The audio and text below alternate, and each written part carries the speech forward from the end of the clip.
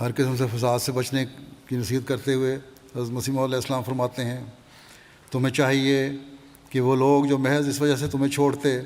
اور تم سے الگ ہوتے ہیں کہ تم نے خدا تعالیٰ کے قائم کردہ سلسلے میں شمولیت اختیار کر لی ہے، ان سے دنگا یا فساد مت کرو، بلکہ ان کے لیے غائبانہ دعا کرو کہ اللہ تعالیٰ ان کو بھی وہ بصیرت اور معرفت عطا کرے جو اس نے اپنے فضل سے تمہیں دی ہے۔ تم اپنے پاک نمونے اور عمدہ چال چلن سے ثابت کر کے دکھاؤ کہ تم نے اچھی راہ اختیار کی ہے۔ دیکھو میں اس امر کے لیے مامور ہوں کہ تمہیں بار بار ہدایت کروں کہ ہر قسم کے فساد اور ہنگامے کی جگہوں سے بچتے رہو اور گالیاں سن کر بھی صبر کرو، بدی کا جواب نیکی سے دو، اور کوئی فساد کرنے پر آمادہ ہو